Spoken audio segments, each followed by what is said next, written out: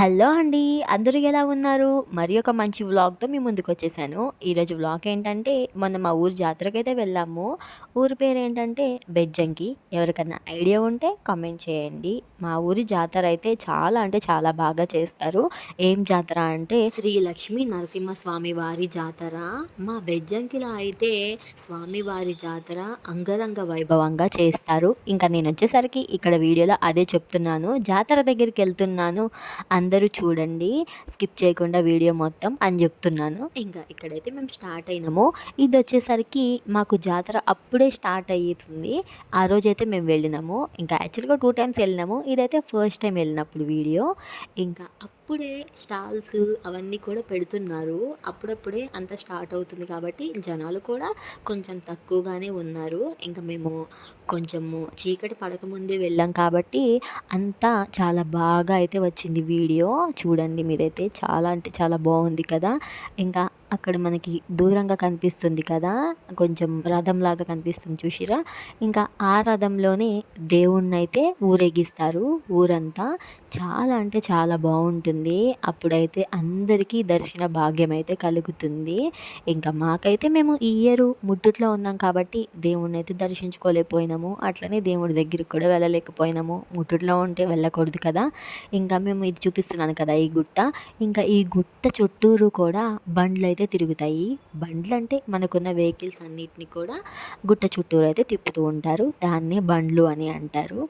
ఇంకా ఎక్కడొచ్చేసరికి ఇదైతే పల్లెటూరి వాతావరణం చాలా బాగుంటుంది కదా, పచ్చని పొలాల మధ్యలో వెళ్తూ ఉంటే. ఇంకా మేమైతే కొంతసేపు ఆ రోజైతే ఉండేసేసి మళ్ళీ మేమైతే వెళ్ళిపోయినాము ఇంటికి.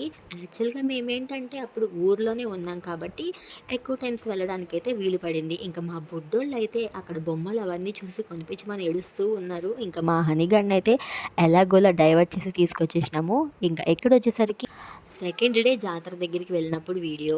ఇంకా ఇక్కడ నేనేం చెప్తున్నానంటే, జాతర దగ్గరికి వెళ్తున్నాము, వీడియో మొత్తం చూసేయండి చాలా బాగుంటుంది అని చెప్తున్నాను. ఇంకా నార్మల్‌గా మేమైతే ఇప్పుడు కూడా అనుకుని అయితే ఏం వెళ్ళలేదు. ఆ నెక్స్ట్ డే కరీంనగర్ వచ్చేద్దాం అనుకున్నాము. ఇంకా అందుకే ఒకసారి జాతర వైపు వెళ్దాం అని చెప్పేసి అయితే వెళ్ళాము. ఇంకా ఈరోజు కూడా మేము 5కి 5:30కి అలానే వెళ్ళడంతో చీకటి అయితే పడలేదు. ఇంకా అప్పటికి కూడా నార్మల్‌గా మేము అన్ని స్టాల్స్‌ని చూడటానికి వెళ్ళినప్పుడైతే కొంచెం కొంచెం చీకటి పడింది అప్పుడే. ఇంకా ఎక్కువసేపు అయితే ఏం లేము. నార్మల్‌గా పిల్లలకి అవి ఇవి కొనిపించుకొని అయితే వచ్చేసినాము. ఇంకా అన్ని స్టాల్స్‌ని అలా చూసుకుంటూ వెళ్ళిపోతూ ఉంటే పిల్లలున్నారే, ఆగుతారా? అస్సలు ఆగరు. ఇంకా మా హనీగాడు చూడండి, అసలు అది కావాలి ఇది కావాలని చెప్పేసి వాళ్ళ డాడీతో ఆమెకు కావాల్సినవి అన్నీ కొనిపించేసుకుంది. ఇంకా నా విషయానికి వచ్చేస్తే నేనైతే ఎక్కువ ఏమీ అయితే కొనుక్కోలేదు. జస్ట్ నార్మల్‌గా కొన్ని స్నాక్స్ ఐటెమ్స్ అయితే కొనుక్కున్నాను అంతే. బేసిక్‌గా నేనేంటంటే వేస్ట్ ఖర్చులు చేసే రకం కాదు. అది కొనుక్కోవాలి, ఇది కొనుక్కోవాలి అని అస్సలు అనుకోను.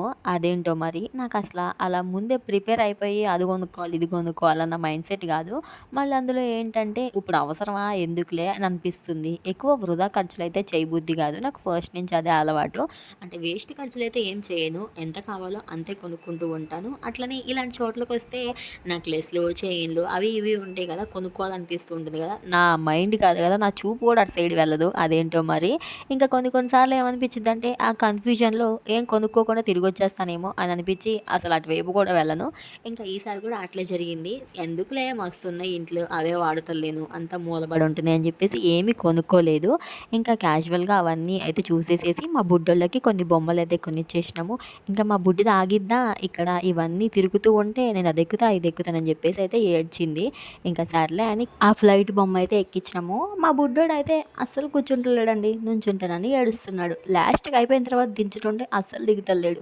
పిల్లలతో ఇట్లనే ఉంటుంది. ఆఖరికి ఇంటికి తీసుకెళ్ళంగానే బొమ్మలన్నీ ఇరగ్గొట్టేసిర్రు. వీళ్ళ వల్ల 200 వేస్ట్. పిల్లలుంటే అంతే కదా. మీరైతే ఒక చిన్న లైక్ చేయండి, ఛానల్‌ని సబ్స్క్రైబ్ చేసుకోండి. నెక్స్ట్ వ్లాగ్‌లో కలుసుకుందాం. బాయ్.